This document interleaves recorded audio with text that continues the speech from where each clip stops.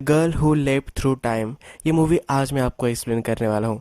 ये 2006 की मूवी है और इसकी IMDb रेटिंग 7.8 है। ये टाइम ट्रेवल पर मूवी है। अगर मैं आपको इस मूवी के बारे में और कुछ बताऊँ तो ये स्पॉइलर हो सकता है, तो चलिए डाइव इन करते हैं। ये स्टोरी है मोकोटो की। ये एक गर्ल होती है और ये टाइम ट्रैवल करना स्टार्ट कर देती है। मूवी जब स्टार्ट होती है तो हमें दिखता है कि मोकोटो अपने फ्रेंड्स के साथ खेल रही है। इसके फ्रेंड्स का नाम चेकी और कोसुके होता है। ये सब मिलकर बेसबॉल खेल रहे होते हैं। जब ये बेसबॉल खेल रहे होते हैं तो उसे लगता है कि उसके पास बॉल आ रहा है, तब उसे कुछ आवाज़ें सुनाई देती है। उसे लगता है कि उसकी सिस्टर ने फिर से उसकी पुडिंग खा ली है। जब वो देखती है तब ये अलार्म बज रहा होता है और वो उठ जाती है। यह सब उसका सपना होता है। मोकोटो हमेशा लेट ही हो जाती है स्कूल में जाने के लिए। इस दिन भी वो लेट हो गई है। वो अपने फ्रेंड से वहाँ मिलती है और फ्रेंड उससे कहते हैं कि तुम्हें अपने शेड्यूल पर ज़्यादा ध्यान देना चाहिए। फिर हमें मोकोटो हमसे बात करते हुए दिखती है। वो हमसे कहती है कि मेरा लक हमेशा ही अच्छा होता है, पर कभी कभी वो बुरा भी हो जाता है। इसका मतलब अब उसके टीचर आते हैं और उसे टेस्ट दे देते हैं। उसने इसके लिए प्रिपेयर नहीं किया होता, तो इस वजह से उसका लव आज ख़राब चल रहा है। उसके अच्छे लक के बारे में हमें जो वो कहती है तो कहती है कि जब भी मैं कुकिंग करती हूँ तो मैं कभी किसी को हर्ट नहीं करती और मैं भी हर्ट नहीं हो जाती। फिर हमें सीन दिखाया गया है कि स्कूल में जब कुकिंग क्लास चल रहा है तब वो खुद को भी हर्ट कर लेती है और बहुत सारा गड़बड़ वहाँ कर देती है। फिर वो हमें कहती है कि कभी भी मैं ज़्यादा पढ़कर गिर कर हर्ट नहीं हुई हूँ। तभी एक लड़का उस पर गिर जाता है और वो हर्ट हो जाती है।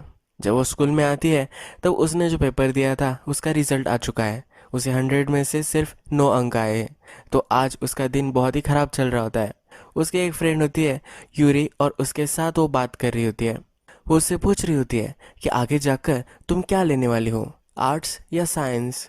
उसे इसके बारे में कुछ भी पता नहीं होता। मोकोटो जो होती है उसे आज लैब में ज़रा काम करना होता है। उसे साफ सफाई का काम दिया होता है। उसके फ्रेंड्स उसे नीचे बुलाते हैं पर वो जा नहीं पाती। जब वो लैब में जाती है तो उसे लगता है कि वहाँ कोई है, पर वहाँ कोई भी नहीं होता। वो आगे चलती है तो किसी चीज़ पर उसका पैर गिर जाता है और वो बहुत ही ज़ोर से गिर जाती है। जब ये चीज़ देखती है, ये छोटा सा एक बॉल होता है। इसके बाद उसे कुछ दिखने लग जाता है। ये टाइम और स्पेस में अलग अलग जगहें दिखती है और फिर से वो होश में आ जाती है। वो अपने दोनों फ्रेंड होते हैं उनके साथ घर आ रही होती है। तभी उन्हें बोलती है कि तुमने ही कुछ किया होगा, तुमने ही मुझे गिराया होगा। पर उसके फ्रेंड बोलते हैं हमने तो कुछ भी नहीं किया था। जब वो सब मिलकर बेसबॉल खेल रहे होते हैं तो उसे कहती है कि हमें कुछ करना चाहिए। इस समर में हमें बीच पर विजिट करना चाहिए, यहाँ जाना चाहिए, वहाँ जाना चाहिए। पर उसके फ्रेंड सबके लिए मना कर देते हैं। फिर बेसबॉल खेलने के बाद वो घर जा रही होती है। उसका जो घर होता है वो रेलवे ट्रैक्स के उस पार होता है और रेलवे ट्रैक्स के यहाँ एक बड़ा सा स्लोप होता है। वहाँ से वो अपनी बाइसिकल से जा रही होती है। जब वो इस स्लोप में ब्रेक लगाने की कोशिश करती है, अचानक उसके ब्रेक फेल हो जाते हैं। वो बहुत ही डर जाती है और वो इसके लिए कुछ भी नहीं कर पाती। वो ट्राई करती है पर जो रेलवे ट्रैक्स है वहाँ तक पहुँच जाती है और वहाँ से रेलवे आ जाती है। रेलवे आकर उसे टकरा जाती है और फिर उसे पता चलता है कि ये सब हुआ ही नहीं है। उसे फिर मालूम होता है कि रेलवे आने से पहले ही उसका एक्सीडेंट हो चुका था। वो उस स्लोप पे ही गिर गई थी। उसे समझ में नहीं आता ये हुआ क्या है। उसने तो देखा था कि रेलवे आई और उससे वो टकरा गई, पर ये बच कैसे सकती है। टाइम में पीछे वो चली गई होती है। उसकी मदर ने उसे एक पार्सल दिया होता है। उसके मदर की सिस्टर के यहाँ उसे जाकर उसे वो देकर आना होता है। इसमें खाने के लिए कुछ होता है। फिर वो उसके आंट के यहाँ चली जाती है। वो बिलीव नहीं कर पाती कि वो अभी भी जिंदा है। वो अपने आंट से पूछती है तुम्हें क्या लगता है कि क्या मैं जिंदा हूँ। फिर उसकी आंट अपने ऑफिस में उसे लेकर जाती है। फिर मोकोटो उसे कहती है कि मैं टाइम में मैंने जंप मारी है। उसके आंट उसे कहती है कि ये तो मैं भी करती हूँ।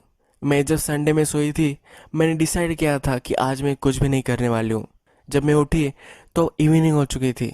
मोकोटो कहती है कि इस तरह से नहीं, मैं एक्चुअल में कर रही हूँ। उसकी एंड भी इससे बिलीव करती है। मोकोटो फिर अपने घर आ जाती है और अपने रूम में बैठी हुई होती है। वो इसी चीज़ पर सोच रही होती है कि क्या मैंने सच में टाइम में जंप की है। उसके आंट ने उसे बताया होता है कि तुम टाइम को रोक नहीं सकते, तुम्हें टाइम में रिवर्स जाकर फिर से आना पड़ता है। इन सब चीज़ों पर अब वो सोच रही होती है। उसे फिर आइडिया आता है। उसे लगता है कि अगर फिर से वो उसी तरह से गिर गई जिसी तरह से वो ट्रेन से गिरी थी तो वो फिर से टाइम में जंप कर सकती है। इसको टेस्ट करने के लिए वो अपने रूम में ही गिर जाती है। धड़ाक से आवाज़ आती है तो उसकी छोटी सी सिस्टर जो होती है वो उसे देखने के लिए आ जाती है। कोटो की टाइम जंप नहीं हुई तो मोकोटो को लगता है उसे खिड़की से जंप मारनी पड़ेगी, फिर वो टाइम जंप कर सकेगी। मोकोटो की सिस्टर जब दरवाज़ा खोलती है तो वो देखती है और उसे रोक लेती है। उसे लगता है कि ये सुसाइड कर रही है। उसे कहती है कि ये सब मेरा फॉल्ट है, मैंने तुम्हारी पुडिंग नहीं खानी चाहिए थी। मोकोटो को उसकी पुडिंग बहुत ही अच्छी लगती है। उसकी सिस्टर उसे सॉरी कहती है। वो कहती है मैं कभी भी तुम्हारी पुडिंग नहीं खाऊंगी, प्लीज़ मेरी वजह से तुम ऐसा मत करना। मोकोटो फिर घर से बाहर निकल जाती है। वो रिवर के पास आती है। रिवर के पास आने के बाद वहाँ एक बड़ा सा ग्राउंड होता है, तो वो अब डिसाइड करती है कि यहाँ से वो जंप कर सकती है। बहुत ही ज़ोर से दौड़ती है और ये जंप मारती है। इस जंप मारने के बाद वो फिर से दिन की शुरुओं में आ जाती है। उसकी पुडिंग अभी भी ख़त्म नहीं हुई है। वो फ्रिज में जाकर ये देखती है तो उसकी पुडिंग अभी भी होती है। जब मोकोटो घर पर होती है तो उसके पेरेंट्स और उसकी सिस्टर आ जाती है। उसकी सिस्टर उसके पेरेंट्स से पूछ रही होती है कि क्या मैं मोकोटो की पुडिंग खा सकती हूँ। उसके पेरेंट भी उसको परमिशन दे देते हैं। मोकोटो फिर चिढ़ जाती है और बोलती है कि ये मेरी पुडिंग है। पर इससे अब उसके पेरेंट्स को पता चल गया है कि ये घर पर है, पर मोकोटो को ये अच्छा नहीं लगता, ये होने नहीं देना चाहती। तो इसलिए वो फिर से टाइम में जंप मारती है। वो फिर से प्रेजेंट में आ जाती है। जब वो देखती है तो वो फिर से रिवर तक आ चुकी है। अब वो खुश हो जाती है। वो एक्चुअल में उसने टाइम जंप मारी है ये उसे पता चल जाता है। वो फिर से उसी टाइम में जाती है और अब अपनी पुडिंग एंजॉय करती है। जब नेक्स्ट दिन होता है तो वो सुबह जल्दी उठती है। वो टाइम में फिर से वापस जाकर बहुत सारी स्लीप ले सकती है। इसी वजह से आज वो लेट नहीं होती। जब उसकी टेस्ट होने वाली होती है तो इसके लिए भी उसने प्रिपेयर किया होता है, क्योंकि उसे मालूम होता है कि टेस्ट में क्या आने वाला है। तो इसलिए अब उसे 100 में से 100 मार्क्स आते हैं। कुकिंग क्लास में भी वो कुछ भी मैस नहीं करती। वो अपनी जो जगह है वो किसी और से ट्रेड कर लेती है, और जो इंसिडेंट हुआ था वो किसी और के साथ ही होता है। जब वो रास्ते से चल रही होती है, जैसे हमने प्रीवियस में देखा था कि एक लड़के से वो टकरा जाती है, वो उसे हर्ट कर देता है, पर इस बार वो झुक जाती है। जब उसकी फ्रेंड उससे बात कर रही होती है कि तुम फ्यूचर में क्या करने वाली हो, तो उसे कहती है कि मैं फॉरेन में जाकर सीखने वाली हूँ। अब उसे ग्रेड्स की कोई भी चिंता नहीं है, क्योंकि वो टाइम में वापस जा सकती है और अपने ग्रेड्स चेंज करवा सकती है। तो इसलिए अब वो सपने देख रही होती है। उसे उसके फ्रेंड के साथ कुछ करना था, कुछ फन करना था। तो अब वो अपने फ्रेंड्स को लेकर एक कैरियोके पार्लर में आई है। वहाँ वो पैसे देकर उनकी आवर होता है। तो जब ये आवर ख़त्म हो जाता है तो वो फिर से वहाँ प्रकट हो जाती है। फिर से वो टाइम जंप करती है और फिर से वही आवर जीती रहती है। 9 घंटे तक ये वो रिपीट करती है। जब वो घर आती है तो उसके पसंद का खाना आज नहीं होने वाला होता। तो इसी वजह से वो फिर से टाइम जंप करती है। जब उसे अच्छा खाना मिलता है उस जगह पर जाकर फिर से वो खाना खाकर फिर से प्रेजेंट में आ जाती है। उसके एंड के लिए खाने के लिए बहुत सारी पेस्ट्रीज वगैरह लाती है। उसकी एंड उसे पूछती है कि ये सब तुमने कैसे लाया। मोगोटो बोलती है कि मुझे सिर्फ अपने अलाउंस के दिन पर जाना पड़ेगा और मुझे फिर से सब पैसे मिल जाएंगे। क्या तुम तुम्हारी स्किल्स किसी अच्छी चीज़ के लिए नहीं यूज़ कर सकती? तुम ये सब जो कर रही हो इससे कोई हर्ट हो सकता है। मुकोटो बोलती है कि मैं जो भी कर रही हूँ इससे कौन हर्ट हो सकता है। वो अपने आप को समझा लेती है कि इससे कोई भी हर्ट नहीं होगा। नेक्स्ट सीन में हम देखते हैं कि माकाटा का जो एक फ्रेंड होता है कोशुका, उसे प्रपोज करने के लिए एक लड़की आती है। उसे वो टर्न डाउन कर देता है। जब माकाटो और उसका फ्रेंड चेकी इससे पूछते हैं कि वो लड़की तुम्हारे पास क्या कर रही थी, फिर कोशुका कहता है कि मुझे प्रपोज करने के लिए आई है, मैंने उसे टर्न डाउन कर दिया है। फिर मोकोटो कहती है कि ये तो लड़की वैसे ही थी जो तुम्हें पहले पसंद आई थी। वो कहता है कि नहीं, ऐसा कुछ भी नहीं है। फिर ये तीनों घर जाने के लिए चलने लगते हैं। मोकोटो का फ्रेंड जेकी उसे कहता है कि मैं तुम्हें घर ले जा सकता हूँ। उसके पास बाइसिकल होती है और फिर ये दोनों बाइसिकल पर घर जाने लग जाते हैं। फिर उसका फ्रेंड जेकी उसे कहता है कि अगर उसने उस लड़की को हाँ कर दिया होता तो उसकी गर्लफ्रेंड हो जाती। अगर उसकी गर्लफ्रेंड हो जाती तो वो हमें इतना टाइम नहीं दे पाता।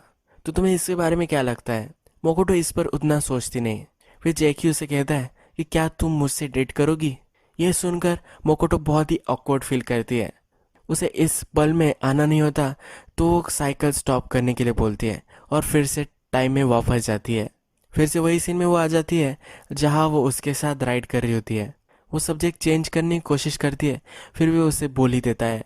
फिर नेक्स्ट दिन जब उसने उसे पूछा था कि क्या तुम मेरे साथ घर चलोगी, तब वो मना कर देती है।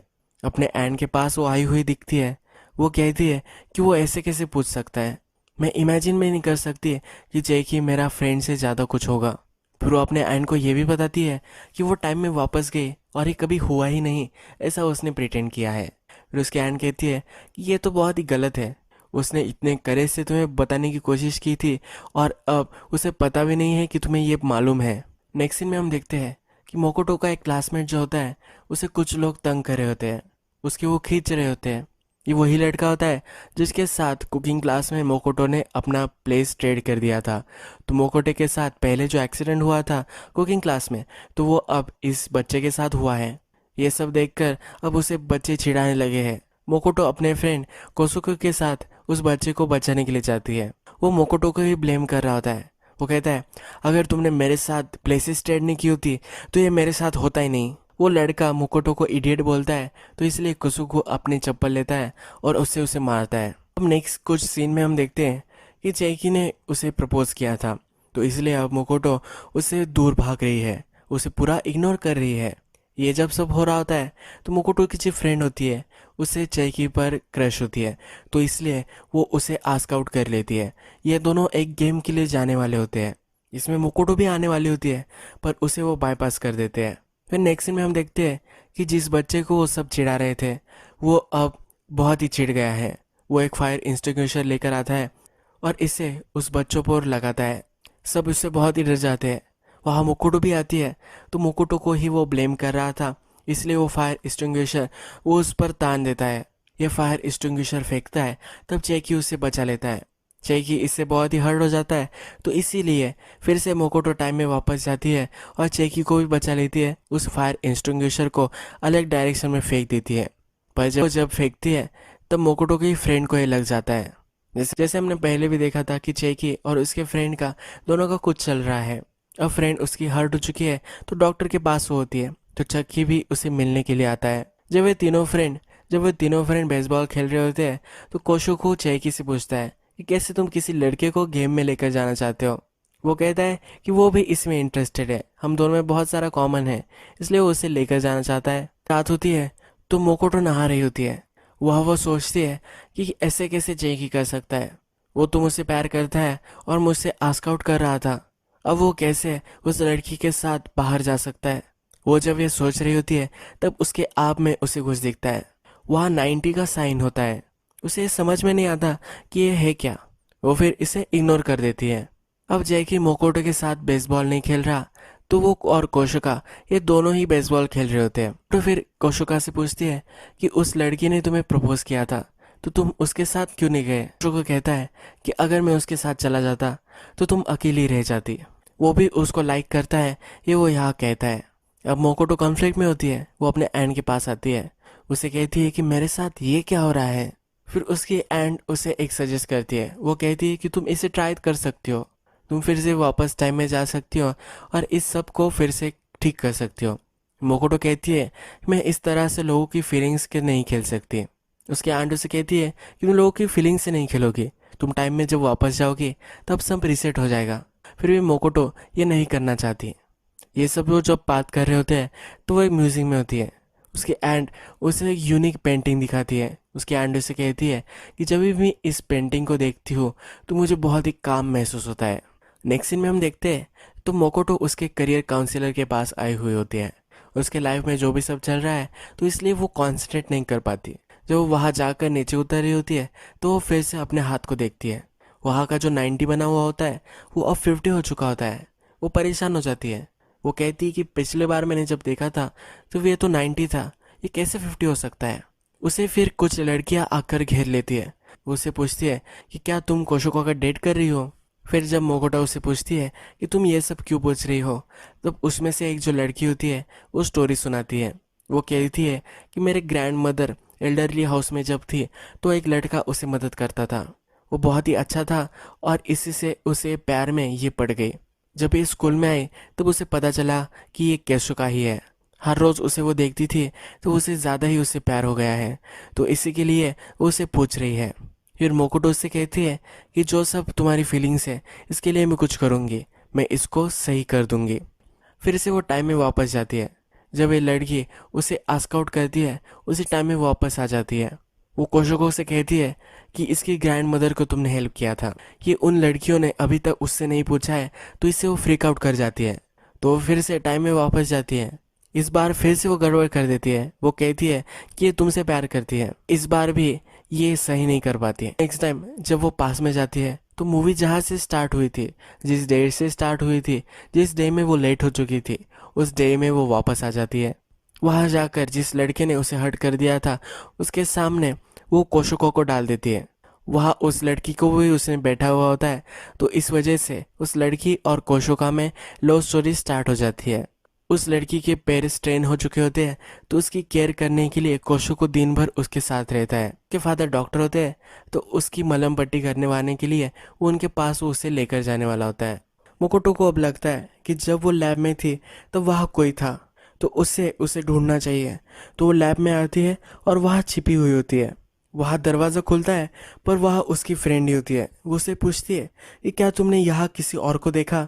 तो उसकी फ्रेंड को वो मालूम नहीं होता। तभी मोकोटो को मैसेज आ जाता है। वो मैसेज कोशोको का होता है। वो उसकी फ्रेंड को लेकर मोकोटो के बाइसिकल से उसे वो लेकर जाना चाहता है। पर ये वही दिन है जिस दिन मोकोटो का एक्सीडेंट हो चुका था, तो इसलिए अब वो डर जाती है। जब वो जाकर देखती है जहाँ उसकी बाइसिकल पार्क होती है, पर वहाँ उसकी बाइसिकल उसे नहीं मिल पाती। फिर वो उसके पीछे भागती है। जहाँ एक्सीडेंट हो चुका था उस साइड पर वो आ जाती है, पर अभी भी ये एक्सीडेंट नहीं हुआ है। उसे लगता है कि अब ये एक्सीडेंट नहीं होने वाला। वो चैन की सांस लेती है और फिर उसे जैकी को कॉल आता है। बहुत दिनों बाद वो अब जैकी से बात कर रही है तो उसे कहती है कि मुझे लग रहा है कि बहुत दिनों से मैं तुम्हारे साथ बात नहीं की है। वो उसे बेसबॉल के बारे में बहुत ही अच्छे से बात करती है तो जैकी को शक जाता है। वो फिर उससे पूछता है कि क्या तुम टाइम जंप कर रही हो? मोकोटो को ये समझ में नहीं आता कि ये हो क्या रहा है। जैकी को ये पता कैसे है? पर उसी वक्त कोशोको और वो लड़की उसके बाइसिकल में उस स्लोप से चलते हुए उसे दिखती है। उसे पता होता है कि इनका एक्सीडेंट होने वाला है। वो उनके पीछे दौड़ती है। वो पूरी जान लगा देती है पर वो गिर जाती है, बुरी तरीके से हर्ट हो जाती है और इस एक्सीडेंट में कोशोको मर जाता है। वो चिल्लाने लग जाती है रुको रुको रुको, पर फिर टाइम थम जाता है। वो फिर से ज़रा पास्ट में आ जाती है। उसके आसपास जो भी लोग होते हैं वो फ्रीज हो जाते हैं। वहाँ जैकी आया हुआ होता है। उसे पूछता है क्या तुम मुझ पर हंसोगी तो नहीं अगर मैंने तुम्हें कहा कि मैं फ्यूचर से हूँ? फिर वो उसके फ्यूचर के बारे में कहता है। जिस फ्यूचर से वो आया हुआ होता है वहाँ एक डिवाइस होता है जिससे लोग टाइम ट्रैवल कर सकते हैं। उससे हमारी बॉडी हमें चार्ज करनी पड़ती है और उसके बाद वो टाइम ट्रैवल कर सकते हैं। वो फिर कहता है कि मेरे जो टाइम है वहाँ लेक नहीं है, बेसबॉल नहीं है। ये सब सुनकर मोकोटो को बहुत ही अजीब लगता है। जैकी समर के लिए वहाँ आया हुआ होता है, पर जब वो मोकोटो से मिलता है, कोशोको से मिलता है, तो वो ये उसके अच्छे फ्रेंड हो जाते हैं। अब उसके घर जाने के लिए यानी कि फ्यूचर में फिर से वापस जाने के लिए उतनी मोटिवेशन नहीं रहती, तो इसी वजह से वो उनके स्कूल में एडमिशन ले लेता है। वो फिर उसे म्यूजियम में लेकर आता है।